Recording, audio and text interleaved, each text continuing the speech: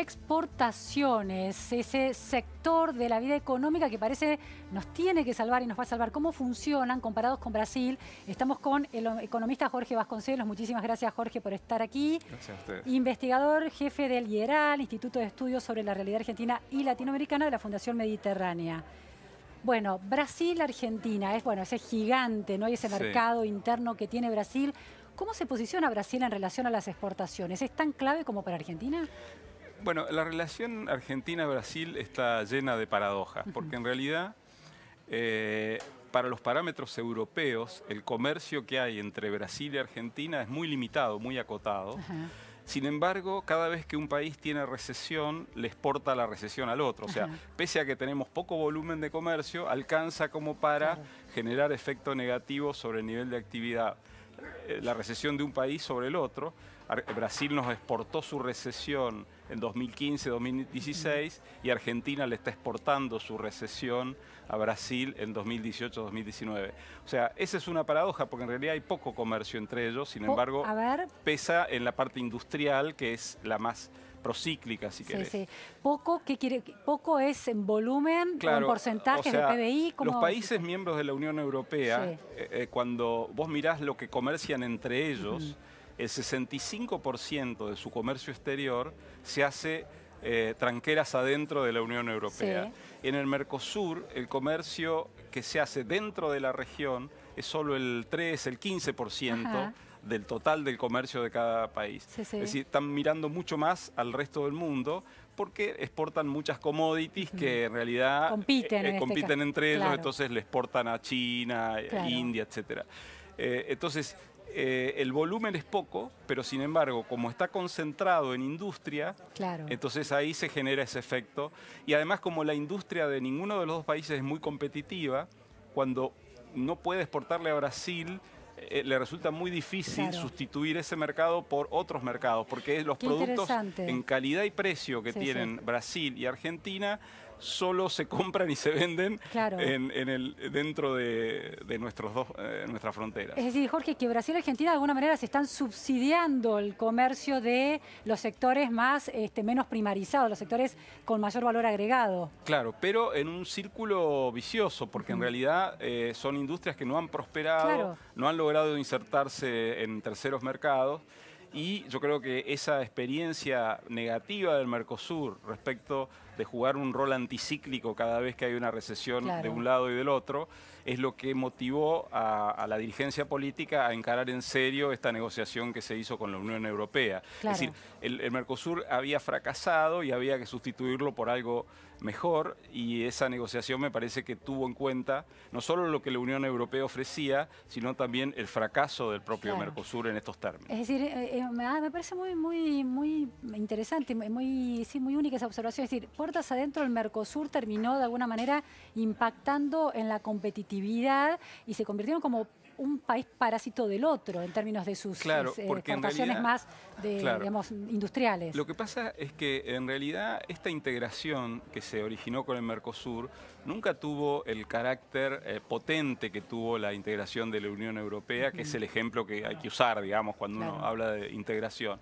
Vos fíjate que la Unión Europea está llena de ejemplos de actividades muy potentes, muy productivas, muy competitivas en la frontera entre países. Es decir, la zona norte de Italia, que linda con Austria, es muy potente industrialmente y es un movimiento de ida y vuelta.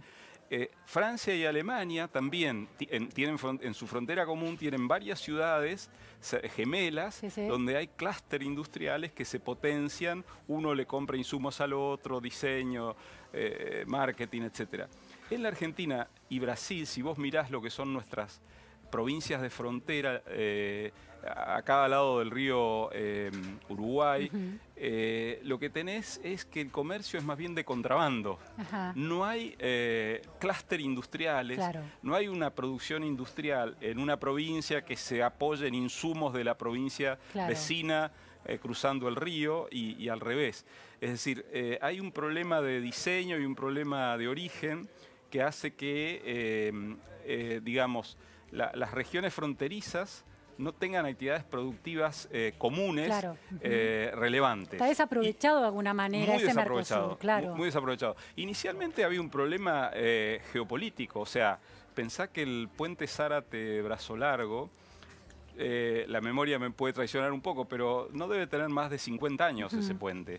Nunca o sea, un puente fundamental no se construía porque el ejército argentino pensaba que si ese puente existía, el ejército brasileño en 2 días podía estar invadiendo la ciudad de Buenos Aires. Claro. Entonces, siempre existió ese factor geopolítico para disuadir el comercio, para disuadir la vecindad Claro, Brasil productiva. visto como un enemigo potencial y no como un socio comercial. Eso duró hasta bastante cerca en el tiempo y después cuando se resolvió el tema del Mercosur no se pensó bien en la cuestión de una integración más potente, quitar trabas, o sea, para hacer un comercio tras la frontera activo, vivo, vos tenés que tener normas comunes. O sea, si un organismo sanitario de un país aprueba determinado alimento, eso tendría que ser válido en el otro lado para que eso sea un mercado común. Claro. Eso nunca se avanzó, las burocracias, en fin, el miedo a competir en última instancia, ¿no?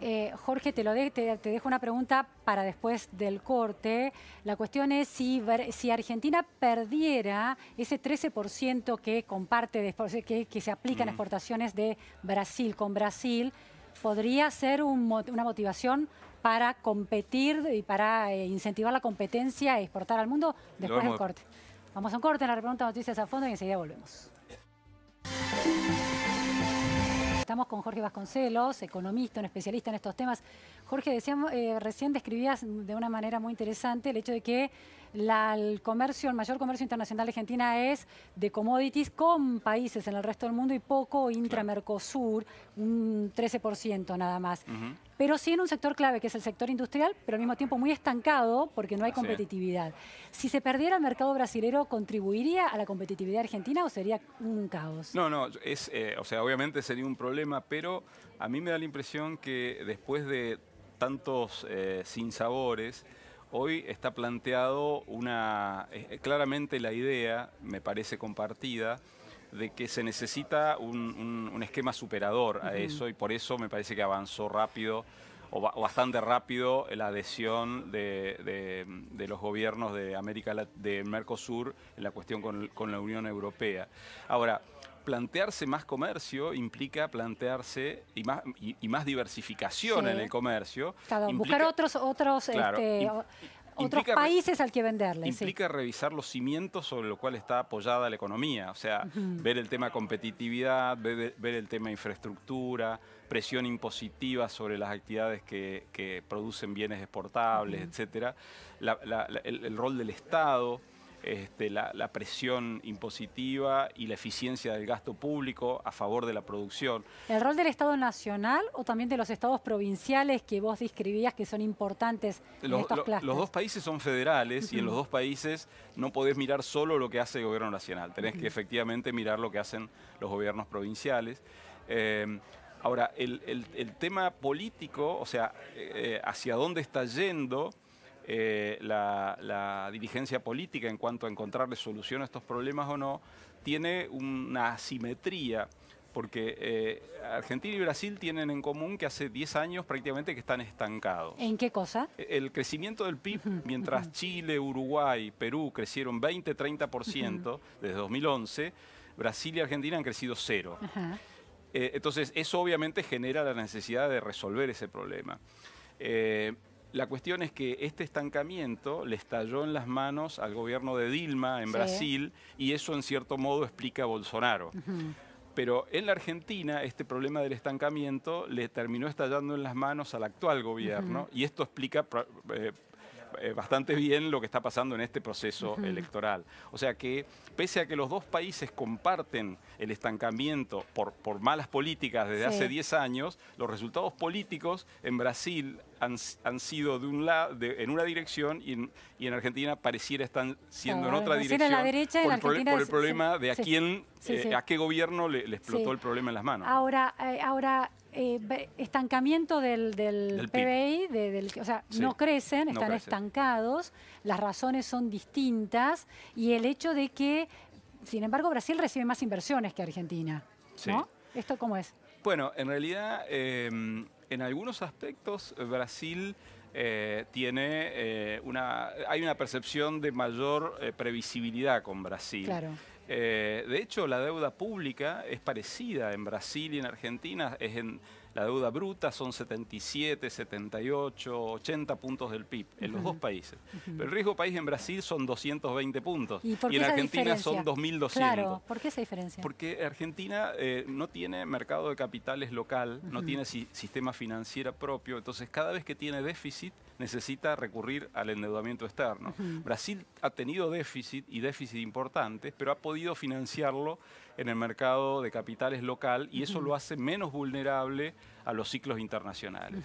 Es decir, para Argentina, como Argentina no puede fabricar de un momento para el otro un mercado de capitales profundo, un sistema financiero profundo, no puede tener déficit fiscal porque no tiene forma de financiarlo de un modo que no sea traumático, ya sea por cepo y emisión monetaria como hasta 2015 o por endeudamiento después de 2015.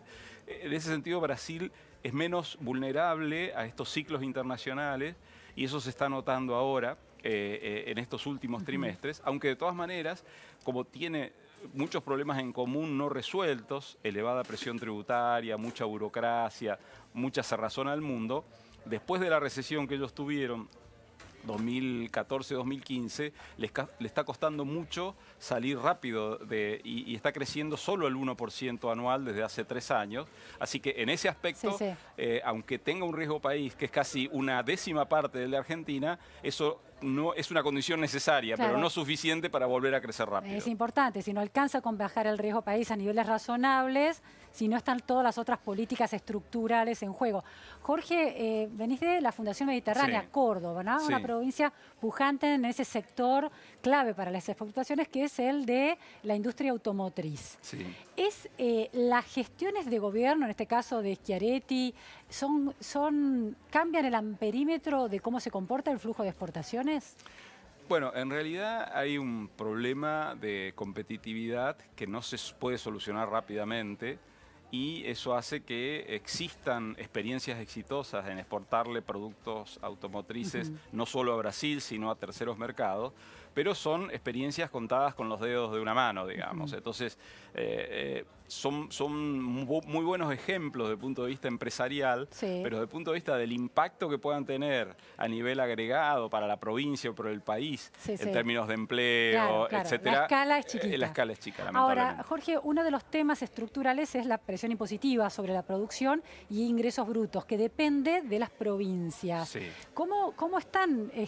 Los gobernadores se resisten a bajar impuestos, ¿no? Inclusive el de ingresos brutos. ¿Eso sería clave para aumentar el flujo de exportaciones? Sí, o sea, digamos, el tema acá es que cuando ocurrió el boom de la soja desde 2003 en adelante, la mayoría de los gobiernos nacional y provinciales pensaron que era un escenario en el cual la soja iba a llegar a $1000 la tonelada, o sea, como que pensaron que era un ciclo que no tenía final. La soja llegó a 600, 700 y ahora está... 2012 fue eso, claro, ¿no? claro. Y ahora está 200 cerca de la mitad, 300, digamos, claro. Entonces diseñaron un aparato estatal como si la soja fuera a llegar a los $1000. Entonces, empleo público, estás hablando de empleo público. El gasto público en dólares, en el año 2005, de la nación más las provincias, eran algo así como 66.000 millones de dólares en el año 2005. En 2011 se había multiplicado por 3. Estaba en 180, 190.000 millones de dólares. Cuando se frena el boom de las commodities en 2011, en vez de cambiar el esquema de política económica, ir a un esquema de exportaciones, etcétera, quisieron seguir empujando el empleo y el nivel de actividad con gasto público. Y eso hizo que en 2015 el gasto público consolidado nación-provincias en dólares fuera todavía 70, 80.000 millones de dólares más que el de 2011.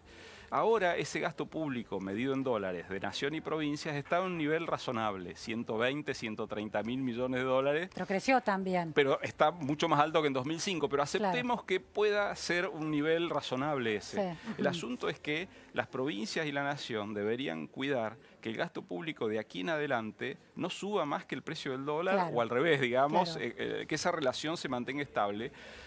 Y eso es un desafío porque es la forma en que la Argentina pueda bajar la presión tributaria lenta, progresivamente en el futuro. Si el gasto público vuelve a aquellos niveles, obviamente no hay forma impositiva de financiarlo. Ahora, Jorge, en este contexto estás señalando bueno, la historia, ¿no? de un indicador clave. La industria argentina, después de la crisis de 2001, desde el año 2004, ¿se creció respecto del PBI? ¿Logró con todas estas ventajas de ingresos de los commodities? ¿Se llegó al sector industrial y se potenció? ¿Logró mayor vigor?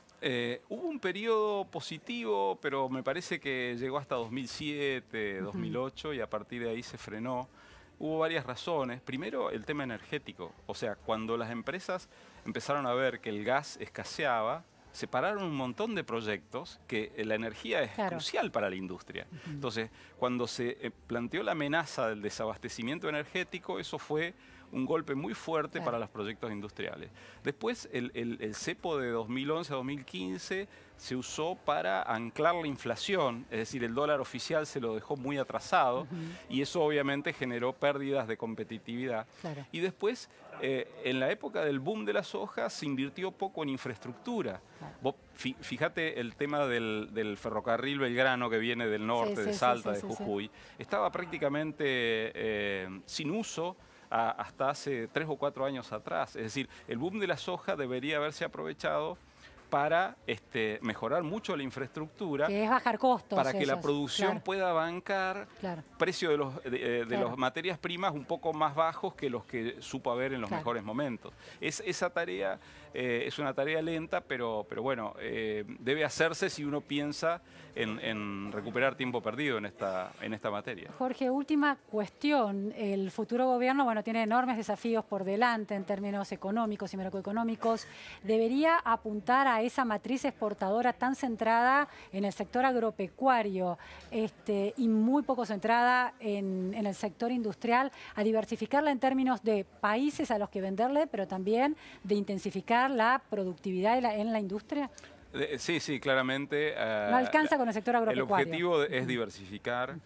Incluso dentro de lo que es actividades vinculadas a la tierra, hay muchas otras actividades mucho valor. El forestal celulósico, por ejemplo. O sea, todo ese conflicto que hubo hace unos años atrás hizo que en los últimos 15 años las inversiones en el complejo celulósico forestal en Brasil fueran de 20.000 millones de dólares, estamos hablando de los últimos 15 años, de 8.000 millones de dólares en Chile, de 6.000 millones de dólares en Uruguay y de 0 en Argentina. Entonces, murió ese sector.